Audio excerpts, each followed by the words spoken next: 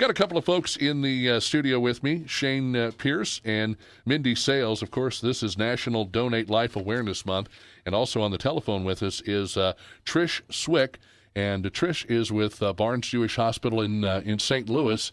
Trish, good morning to you. How are you this morning? Hi, I'm great. Thanks for having me. Absolutely. A very important topic that we're going to talk about. And Mindi and Shane, good morning to both of you. Good morning. Good morning. Thank you for taking the time. And I will say this is kind of something that Mindi got rolling several weeks ago when we were just talking about different things going on around the lake area. We were talking about some local businesses or various things that we have going on here at the Lake of the Ozarks. And just on a whim, she contacted me and she said, how about organ donors and, making people aware of how important it is to donate organs. And, of course, I'm like all about that. Yeah, absolutely. And maybe that's not something that a lot of people know about in this day and age. I don't know if your driver's license still has that little organ donor box to check off. But, Mindi, we'll start with you, and then Shane kind of inquire about your situation here this morning as well. You're on the organ donor list, correct, Mindi? Yes, I'm waiting for a kidney. Waiting for a kidney. And how long have you been waiting at this point? Right now I'm at 2.5 years. I've been doing dialysis for 2.5 years. Yeah. And what is that like as far as having to go? How often do you have to do the dialysis? I do dialysis Monday, Wednesday, and Friday for 4 hours at a time. Wow. And so that's 12 hours out of your week. That's pretty time consuming. Do you work? Do you have a job? I don't anymore. Right. I do some volunteer work, and then, of course, I have 4 kids and a husband, so I'm kind of busy. But I think that on dialysis days, you I just feel very weak and exhausted, so you're not very productive those days. It's just kind of a rest day. I mean, is it something you do early in the day? Is it something you do later in the day? What time do you try to schedule that for? Well, there are 2 shifts at the clinic. You could do a morning shift. There's a 6:30 to 10:30, and then there's like an 11 to 3 shift. And I do the 6:30 to 10:30. So that means getting up early? I get up 5:30. And then you go here locally to the hospital? No, it's right. There's a clinic right behind the McDonald's on KK that does dialysis. They're Okay. a fantastic unit. Very good. And really, yeah, you're talking about 3 times a week, 4 hours a day. That really kind of throws a wrench in the works for you to have any type of productive day on Mondays and Wednesdays and Fridays. That is very true, and it also kind of limits your travel too. We want to do family vacations and things like that, but you kind of have to. It's very difficult to do that, or you have to plan way in advance and find a unit, and so wherever you're traveling to. So it's not like you can just jump and decide, I think I'm going to go out of town for a weekend. It doesn't roll like that. So this really kind of, your quality of life is just kind of there. Yeah, I'm here. Yeah. At least I'm here. I'm Right. thankful for dialysis because it's keeping me here. Right. Definitely, but I definitely am looking forward to the time when I'm not tied to a machine and Sure. am able to Absolutely. go on. Shane, let's talk a little bit about your situation. You were also on the organ donor list to receive a kidney. That's correct. Let's talk a little bit about, obviously, do you do dialysis as well? No, I don't. Not yet. Not yet. Yep. Oh, you're at a stage where you're just kind of, if things don't improve, then eventually you'll end up going through kind of what Mindi is going through? Right. Yeah, it's progressing. So, I mean, at some point I'll have to go on dialysis. But right now I'm trying to avoid it for as long as I can. Right. And how long have you been on an organ donor list? For the last year. About the last year or so? Yep. And what was that like when they told you that they're going to have to seek out a kidney for you, that you need a kidney? What was your first thought? Well, that was surprising, really. I mean, I had no idea. I just thought this is kind of what 40 felt like. I didn't realize anything was wrong, so it was kind of a shock. Yeah. And do you keep in touch with people as far as trying to find a kidney, or do they basically just tell you, hey, listen, when we have something, we'll call you or contact you?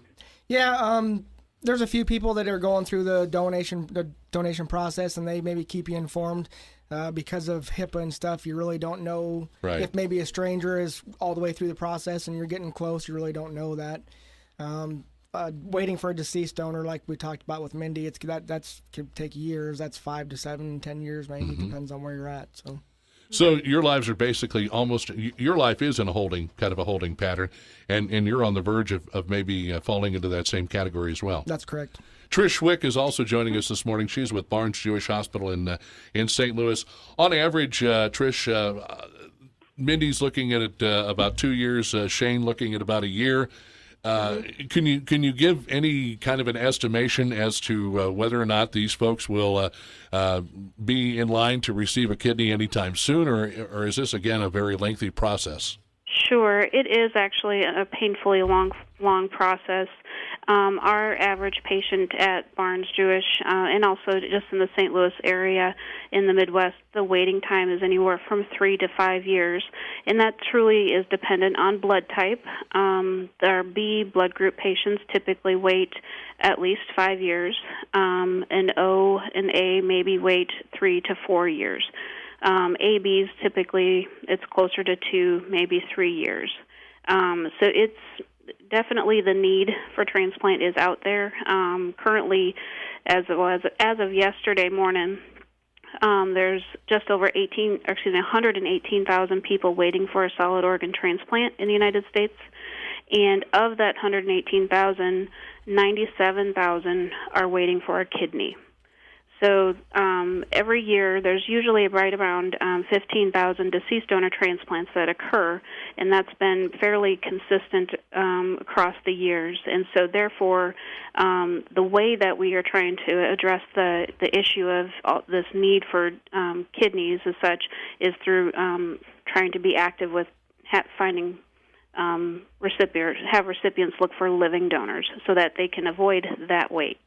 How specific does the match have to be? I mean, does it have to be like extremely spot on as far as Mindy or Shane is concerned, or anyone for that matter that's receiving an organ, or is it different for different organs like eyes and other things? In the instance that we're talking here about kidneys, what does the match have to be like? Pretty right, spot on? So that's a great question, and that's actually a big myth also within solid organ transplant. You do not have to be a perfect match tissue-wise with the genetic markers for any solid organ, be it heart, lung, liver, or kidney, or pancreas. The exact match comes more into play for bone marrow transplants. The bigger thing that we look at within solid organ transplant, as Shane and Mindy know, is that we have them send a tube of blood to us every month, and we screen that for them individually to see if there's any specific tissue markers that they react to. And that tells us if we know that they react to one marker or another to avoid that organ for them. So if they have living donors that come forward and they, we look at 6 tissue markers as far as matching goes. So even if they match all of them or they match none of them, the likelihood of the success of that transplant is still very high. The thing that is more of the determiner is if they have any reactivity to the tissue markers that donor has.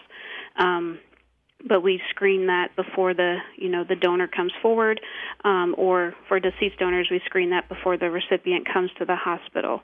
But those, for donors that are not going to be compatible to their recipient, we also at Barnes Jewish Hospital have our paired kidney exchange program that's very active in trying to find a suitable donor for that recipient, and then that donor would then give to someone else.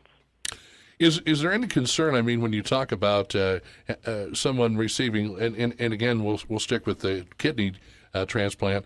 Is there any real concern as you talk about the various blood samples that you get month to month and tissue samples as well? The fear of someone receiving this kidney and then the body rejecting it? That's always a concern, and thankfully, with the advent of so many great medications, that risk is lower than ever. So when a patient has an intended living donor or a deceased donor, all transplant centers will do what's called a final cross match. So we mix the recipient's blood with the donor's blood to make sure that in the lab or as such that they don't. The recipient doesn't react to the donor. If there's any reactivity there that shows that it's, going to be, an issue where the kidney would be likely rejected, then that recipient would not receive that kidney. And so that testing is done before the actual surgery is done. And then, and then I guess we were talking a little bit about this off the air.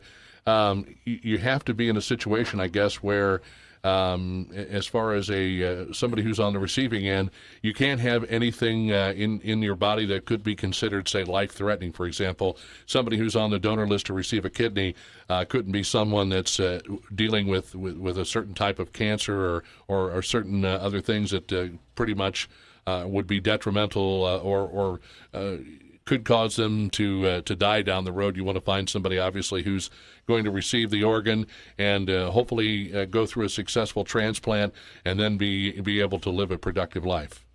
Yes, correct. So there is quite an extensive evaluation for any person wanting to receive a transplant, as well as anybody who wants to be a donor, because truly our ultimate goal is to make someone's life better. There are some patients that actually giving them a transplant could potentially make their life worse, and I know that sounds kind of, counterintuitive, but the risks that go along with an actual surgery can sometimes put their life at more risk than benefit to get that transplant. And so in some cancers are more aggressive with immunosuppression than others, and so there are certain cancers that are an absolute no, that we would not want a recipient or a person to get a transplant because the risk of that recurrent cancer to come back and end their life for an aggressive cancer would be too high. So I guess it works the same way on both ends. Somebody who's waiting to receive a particular organ, as well as someone who's donating an organ, if they have any additional health problems that's going to cause more problems, then maybe they aren't the best candidate for being a donor. And unfortunately, I would imagine that anyone who is on the list as a recipient probably wouldn't want to hear that either. 10:23 is our time. Got a couple of callers on the line. We'll take a couple of phone calls, and then we'll get into our first break. We've got Shane Pierce and Mindi Sales in the studio. On the phone with us, Trish Schwick with the Barnes Jewish Hospital out of St. Louis. Caller, good morning. You're on KRMS. Hey, good morning. Hey, I had heard about Shane's need for a kidney a while back on Facebook, and I contacted the hospital in St. Louis, Barnes Jewish, got the donor packet, and talked it over with my wife, and as we started looking into it more, I was kind of concerned financially for ourselves. It's very difficult for a donor, at least it's difficult for me to say, to donate and then be off work, have to pay for the medical costs and stuff like that. We've got these people on the phone. Is there any programs that actually help reimburse or cover the cost? Offset the expenses, sure. Yeah. And caller, we're losing you there just a little bit. And as far as things go, any programs that are available to help folks that would like to donate, but for whatever reason may have some issues dealing with that financially? So there are. And they are, unfortunately, with the turning of the economy and such, those resources are definitely more limited than they have been in years past. All medical bills for any testing that we require for any donor to go through is covered, and no donor actually should ever have a bill for any of the medical expenses, from the lab draws to the x-rays to the surgery to physician consults and there on out. They are not financially responsible for any of that. Unfortunately, like you say, the difficulty comes in with the travel cost to and fro the hospital, also, time off of work. There is some, but it's not definitely to the point where it would. It may help somewhat, but it's not going to take away all of that. It's unfortunate that does happen, and truly, we at Barnes Jewish Hospital, we coach donors through this too, because truly our donors that come forward have an incredible heart to be that donor, but if it's going to cause financial hardship, or you have to make a choice if you're going to pay your mortgage or make the cost or drive, to and fro barns or some such like that, then it's probably not the right time for you to be a donor. Doesn't mean that you could never be a donor, but because we definitely don't want to put you in a spot where you're going to have, any undue stress related to being that donor too. Yeah, it can really put a guy behind when you have to take off a few weeks of work maybe to get this accomplished. And yeah. Shane, I wish you the best. I hope you can find something. Hey, I and appreciate maybe I'll it, be in a man. better position to help you later on. I appreciate you thinking about me. God bless you. You're welcome. Bye. Thank you very much. Let's take one more quick phone call, and then I'm going to take a break. Caller, thanks for holding. You're on KRMS. Good morning. Well, I've been thinking about this. Be very, very, very, very careful here. I'll behave. But the government's got their fingers in this, and how come you can't sell a kidney?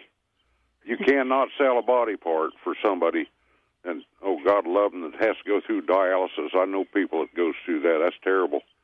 But if I wanted to chop one out and sell it, I can't do it legally, Thank you for the phone call. Any thoughts on that, Trish? Yes, so actually that is an interesting comment because that actually, even within the professional transplant world, that topic comes up almost at every conference. There is some push to get, if not, some kind of financial reimbursement for people who come forward to be a donor, if it's a tax break, if it's a monetary thing. It's actually, there are people who are active on Capitol Hill to try to make something go forward to help promote donation. But it gets a little tricky there also because you don't want people to be a donor for the wrong reason. So that's, kind of that, it's a tricky slope. But there is, because there are countries where patients or people who come forward to be a donor are compensated and such. So a lot of our activists with this are looking at those models to see how that could be mirrored in the United States. 10:28 is our time. We need to step aside and take our first break. Appreciate the phone calls this morning. And caller, I see you there. You can hold through the break or join us on the other side. It's the Morning Magazine on KRMS. It's time for Lake Regional Health System's Westside Health Fair. Join us Thursday, April 27th from 7:30 to 10 a.m. at the Lori Elks Lodge. Free screenings include blood pressure, body mass index, and pulmonary function screenings. Select blood tests will be available for a nominal fee. Some tests may require fasting. That's Thursday, April 27th from 7:30 to 10 a.m. No registration required. For more information, call 348-8222 or visit lakeregional.com/events. If your nonprofit, club, group, or civic organization has an event it would like to have announced on KRMS and 93.5 Rocks, send it at least 3 weeks in advance to psa@krmsradio.com. The community calendar is sponsored by Tire Biters Peanut Pub, Central Missouri Building Inspections, JJ's at the Copper Pot, Mills & Sons Insurance, RJ's Family Restaurant, JW Firearms, Big Dick's Halfway Inn, Lake Collision Repair, and presented by KRMS and 93.5 Rocks the Lake. Chef Jamie Gwynn comes to you each Sunday from 11 until noon here on KRMS with the Food and Wine Show, sponsored by Shawnee Bluff Winery and Vineyard. Shawnee Bluff Winery is open every day on Bagnell Dam Boulevard in Lake Ozark. Don't spend your time handling that heavy boat cover with all those snaps and ropes. Get a Midwest touchless boat cover that covers your boat in literally seconds, and you never have to touch the cover. You'll enjoy those boat rides you would never have taken before, and it's easy to cover your boat every time you use it, for every boat from pontoons to 60-foot cruisers. Visit MidwestBoatCovers.com or call the nation's #2 dealer at 877-DR-COVER. That's 877-DR-COVER. Stop scrubbing your bottom for heaven's sakes. Just stop by and see us. Econo-Lift at the lake. Hey, why the tanks on your lift all white? It's an Econo-Lift. All our tanks are white. Well, I've seen black ones, blue ones, and green ones. I know, but Econo-Lift doesn't use any dyes or pigments that can weaken your tank, and nothing is recycled. It's all virgin plastic. Did you say virgin? Stop it. I just know that Econo-Lift's tanks will outlast all the others and are designed to last forever. I like virgin tanks. You need an Econo-Lift. Econo-Lift at the lake. Hi, this is Bill Lacasse from SRG Financial Advisors, located right here in Osage Beach. I am proud to be your local USA Financial Advisor, and I invite you to listen this Saturday morning to the USA Financial Headquarters Show. Each week, this informative and entertaining program answers some of the burning financial questions you've been asking me. Be sure to tune in each and every Saturday morning at 8 a.m. right here on KRMS. You've heard it, I've heard it. The lake needs something different. The new Easy Street Dessert and Wine Bar is opening soon on the Bagnell Dam Strip. Coffee, wine, dessert, easy atmosphere at the new Easy Street Dessert and Wine Bar. Listen for details on the grand opening coming soon. We will have strong borders again. The Trump administration is preparing to roll out a new travel ban executive order. Rush Limbaugh, News Talk KRMS. 10:31 is our time. I want to thank you for joining us on the second hour of the KRMS Morning Magazine, hour number 2. In the studio with us, Mindi Sales and Shane Pierce. And on the telephone with us from Barnes Jewish Hospital is Trish Swick. Trish, we've got another phone call. Let's take that call. Caller, I appreciate you holding on through the break here on KRMS. Good morning. Hey, guys. This is Dale Blue. How you doing? Hi, Dale. Hey, I can't say enough about Barnes Hospital. You know, I was one of the lucky ones, 2 years on dialysis, and I got several donors, and just very lucky and very fortunate. So there is hope for everybody out there. I don't care who it is. I know Officer Pierce is there with you, and I've been meaning to call him and talk to him and let him know that there's going to be somebody out there. He knows not to sweat it, not to stress for sure. But like I said, that Barnes Hospital is the way to go.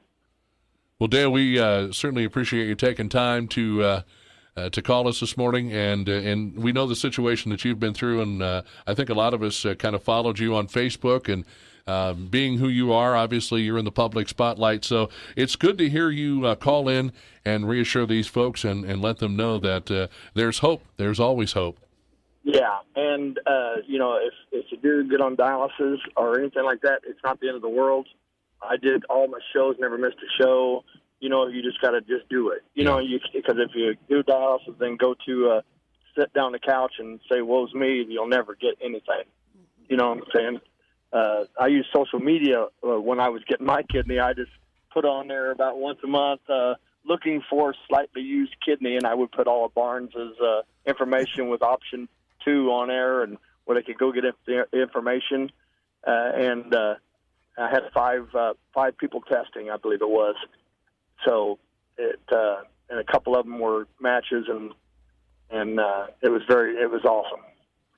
Well, again, thank you so much for the phone call, and I appreciate you taking time to talk to our guests in studio here. Thank you, Dale. Yeah, thank you, bud. You betcha.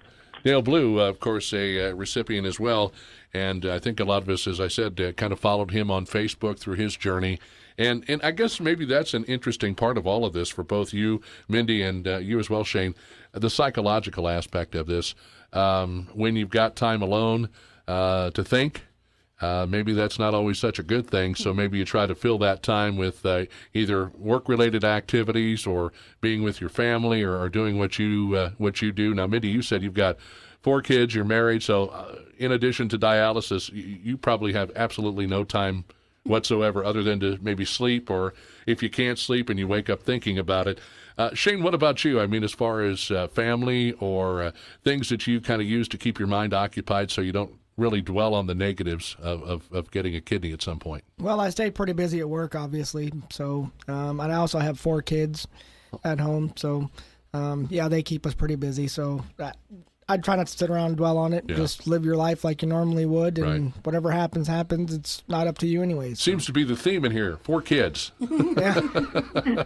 Trish, let me ask you a question. What do you do for someone who's in a position like either Mindi or Shane, and psychologically, I mean, you talk about the physical aspects of this. At some point, we hope to be able to find these folks a kidney, and hopefully that they can then live the kind of lives that they want to live, being productive, being able to get out and do things. Mentally, emotionally, psychologically, what are some things that maybe folks that are treating these people try to do in order to keep them positive, upbeat, and keep them from dwelling on things that are negative? Well, I got to say that's probably 50% of my job. My role at Barnes Jewish is a wait list coordinator. I'm actually Mindy's coordinator, so I manage half of our patients who are waiting on the transplant list, along with my counterpart, Wendy Confer. And the physical part, that's the easy part. For the testing and stuff you have to do and maintain to get through the day-to-day and keep yourself active on the list, truly that's the smallest part of it. I have many patients who call just to get reassured that they're on the list, that there's nothing that they can do that I need from them. I turn into a support person, cheerleader, keep people going, because that 3 to 5 years, that's a long time, and usually by the time patients are getting transplanted, they've just about given up on, the opportunity that it's even going to come. And so I have to keep, reassuring, just like Dale did. It's, you think that it's not going to happen, but it will. And I kind of joke with patients that one day on dialysis is actually like 7 days. It's kind of like dog years. It just feels like one day is forever. And before you know it, though, your time comes, and then it's like, oh, wow, I did it, So my patients, after they get transplanted, will say, thank you for what I did, but I'm like, goodness, you're the one who did all the hard work. You're the one who did all your dialysis. You followed all the recommendations of your physicians. You did the testing that you needed. This is your reward for getting that transplant and sticking through it. It's not easy. 10:37 is our time. Let's take another phone call. Caller, thank you for holding on. You're on KRMS. Good morning. Hi, KB. This is probably almost useless information because I can't find the details, and the people I told can't remember, but maybe somebody listening can. On one of the late-night shows, probably a year or more ago, I'm thinking it was Bohannon, but it could have been Coast, there was a group that was interviewed that runs a website, and they try to connect recipients of organ donors with would-be people that want to donate an organ. And they particularly dealt with kidneys, but also I think certain liver and whatever. But this group had an incredible success rate because of the broad audience they reached. And they could usually connect somebody who needed an organ transplant with a donor within a month or 3. It was a short turnaround between wanting one and finding one. Mm-hmm. And God help me, I just can't. It's not something that was of any need to me or somebody in my immediate family, and I can't find the information, but it might be if there was anybody who could connect with those organizations. As a layperson, I can't get to Bohannon's organization, but maybe somebody higher up could reach them and find out if they remember who this group was. Well, it's certainly worth looking into, and I appreciate the phone call this morning. Thank you very much. Groups and organizations, Trish, again, that are kind of specific to trying to find people that can donate organs as opposed to those folks that are looking for organs.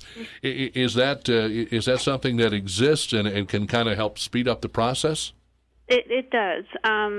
2 organizations come to mind from her just from what she said. Mm-hmm. There is a website out there called matchdonor.com, I believe. Don't quote me on that, but they are an organization that a recipient would put information into their system, and then people who are interested in being donors also put their information in, and then they try to connect people that way. The caveat with that is that organization requires someone to pay to be part of that. Right. And we strongly recommend not to do anything that requires you to pay to be part of, because that means you're paying somebody else, and you may not, and there's no guarantee you're going to find a donor. Right. The other organization that Barnes Jewish is also affiliated with part of our paired kidney donation program is the National Kidney Registry. They are a phenomenal organization that actually if we have a recipient and donor pair that are not compatible, we put them into their system, and they, I believe, they have multiple hospitals affiliated with them, and they try to find a suitable pair or a match for our recipient and somewhere for that donor kidney to go to make kind of a swap or a chain. And they're very successful at it. They're a privately owned corporation that's all they do. They live and breathe finding, donors for recipients. But for them to be part of that, you would have to be listed and have a donor through a transplant center that is affiliated with them. There's no cost for a patient on that side. 10:40 is our time, and we need to step aside and take another break. Trish Swick on the phone with us, Barnes Jewish Hospital, in studio Shane Pierce and Mindi Sales. Your phone calls are welcome at 302-7000, 877-330-1150, or email us live at krmsradio.com. For quality sealing and striping of asphalt parking lots and driveways, choose Ozark Sealing and Striping. They use the best materials and offer unmatched workmanship. Ozark Sealing and Striping will help you cut costs in the short term and maintain your parking lot or driveway more efficiently for the long term. You can count on Ozark Sealing and Striping for excellent service, and they're happy to answer questions. Do everything possible to keep your asphalt pavement in good condition. Call Ozark Sealing and Striping, 573-374-7311. Springtime equals road trip season. Windows down and good times ahead. At Big O Tires, keep your family safe on the road and save money with our Buy 3, Get 1 Free sale. Huge savings with Buy 3, Get 1 Free on the Aspen Touring AS. It's the best low-price tire we've ever sold, making this Buy 3, Get 1 Free a huge deal. Plus, Buy 3, Get 1 Free on the Mesa AP and Sumitomo Tour Plus LX. With a tire for every vehicle and budget, spring road trips have never been more affordable. Tires, service, straight talk, Big O Tires. There are many different lifestyles at the lake, and Lake Lifestyles magazine covers them all. Lake Lifestyle delivers great photos and in-depth stories that pique the interest of residents and visitors alike. Each issue features boating, dining, golf, home decor, and lake area activities. Pick up a copy or call 346-2132 for your subscription. Lake Lifestyles, the magazine you can count on for quality coverage of life at the lake. Tee up for the annual HK's Hospital Benefit Golf Tournament Sunday, June 4th. Join the Kansas City Chiefs at the Cove Golf Course for a chance to win more than $100,000 in prizes. Golfers receive on-course refreshments, tickets to the Meet the Chiefs party, a $100 Callaway gift card, and more. Proceeds benefit the Lake Regional Outpatient Services Department. Sponsored by the Lodge of Four Seasons, Central Bank, Iroquois Financial, Lake Media, and this station. Register today at hksgolf.com. Hi, this is Jeff Smith with Alpha Graphics and Alpha Custom Apparel. We're the Lake's full-service, one-stop printer that can handle all of your printing, custom apparel, and promotional product needs. From business cards to business shirts and bandanas to brochures, we can make you and your business stand out. Our in-house design team can put your imagination on paper, apparel, and or social media. State-of-the-art printing equipment gives you the highest quality finished products with a quick turnaround time. We have the best printing prices in town and can meet all of your printed needs, including rack cards, posters, and full-size banners. Our printed products are produced locally and support the lake area. Alpha Graphics and Alpha Custom Apparel is locally owned and operated in Osage Beach at 1140 Industrial Drive. Stop by and see us or give us a call at 348-5900 for a free quote. For all your printing needs, Alpha Graphics and Alpha Custom Apparel are here to help you increase your reach.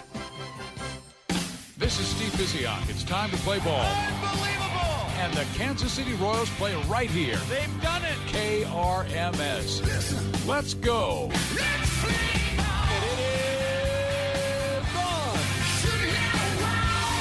That's way back and gone! That's a base hit. Two will score. The Royals win it! Royals Baseball is sponsored in part by Benton Biscuit Pet Resort and Spa, Prime Lending, and the Motor Hut. Voters are crowding town hall meetings, shouting down lawmakers and each other, looking to put the brakes on President Trump's agenda. News Talk KRMS. 10:44 is our time. 71 degrees. I think we'll make it up to a high near 79 or 80. Some clouds, but no precipitation showing up. Guests in studio, Shane Pierce and Mindi Sales on the phone with us from Barnes Jewish Hospital in St. Louis. Trish Swick joining us. So we've got about 10 minutes or so left. Before we talk anymore, let's, Trish, maybe you can do this on your end, or either one of you that know about, just trying to get folks to be aware of donating. Of course, you've got that portion on the back of your driver's license. I was just looking at that here a little bit ago, and some other, people that, Mindi, you said it, I just want to help out and they don't know what to do or how to do it. And so maybe at some point they consider donating an organ. What are some options for people as far as being donors, Trish? So there are multiple websites that you can register. Some are national, some are state run. Of course, it is a first step to do, check that box when you're registering your driver's license to be a donor. Organdonor.gov or registerme, all one word, .org are two places that you can register to be a donor at the time of, your death. As well as if you just go to your state websites, like for Illinois or Missouri, organdonor.com are good places to go. Because even if you say you didn't register when you renewed your license, you can go to these sites and they will put it into their system. So the other really, really important thing to do is if you've already made that decision that you want to be a donor, you have to tell your family. There is no presumed consent in the United States just yet, and so it is always going to still fall on your family should something catastrophic happen to you. Mm-hmm. So if your family knows your wishes, then that will help lessen the burden on them at the time that comes about, because they're going to be stressed. They're going to go, gosh, I don't know what they wanted to do. And then that way everybody knows, So Easter's coming up. It'd be a great conversation, who here's a donor, just so everybody knows in the family who is, okay with that. Maybe somebody has real strong things against it, and that's okay too, just so that the family, knows the wishes. Right, and let me ask you: is that something that I guess apparently maybe you can't put that in a will or something like that? Is there a legal way to do that, just in case there's any issues with the family? There is not. No. Even with power of attorney, you can put some of the information in there, but it still falls on the hands of whoever that power of attorney is in those events. So it's still very much subjective to, the family making that decision at that moment. And even if you were to contact, say, a group or organization, even a hospital, and say, hey, listen, when I pass away, I'd like to donate my organs, kidneys, liver, heart, eyes, whatever, it has to be something, again, that it's a decision that's made, obviously, after that person passes away, a decision that has to be made by someone in the family, the power of attorney. Correct. Yeah. Yes. Yeah. I wish there would be something, I think there is a push to do that. But of course, there's always a worry for a lot of people that if they say that they're going to be a donor at the time, that they die, that, maybe the physicians or the staff at the hospital where they're at is not going to do every means necessary to get them or to help them, which is very much the contrary, because nurses and physicians, their first goal, of course, is to help that person that's in that crisis. And then, throughout the course of, treating that person, if there is no other hope, then the family's approached. We're not even, as physicians and nurses, we're not looking at their ID to say, oh, gosh, this person's an organ donor, That doesn't even come across our mind or thought, So it's never going to be a case like that, just to encourage people. And for one person who is says that they want to be a donor, they actually can save 8 lives by with organs, tissue, the eyes, their heart valves if they're not a heart donor. There's just so many things that are far-reaching. Even bone can be donated, and vessels too. So people that have we use. Basically, there's just so many opportunities to be a donor. And the great thing is, especially within Missouri, if there is anything that is used from a loved one, the family receives a letter to say, not necessarily specifics, but as far as who received it, but that these were the items that we were able to donate to save the lives of others. It certainly is very interesting how this whole process works, and you would think in some cases, Trish, that again, somebody passes away, they say, well, I want to give a kidney to someone or a liver, or as you said, one person's passing can be something very uplifting for as many as 8 different people, depending on the particular situation. You would think that in this day and age it would be something that we could streamline and make somewhat of an easier process. Is there any talk about trying to change the way things are set up currently to make it a little bit easier for folks, or is it pretty much this is the way it's always been, so this is pretty much the way it's going to stay? I think it's a little bit of both, because with these national websites to register, that's a good push.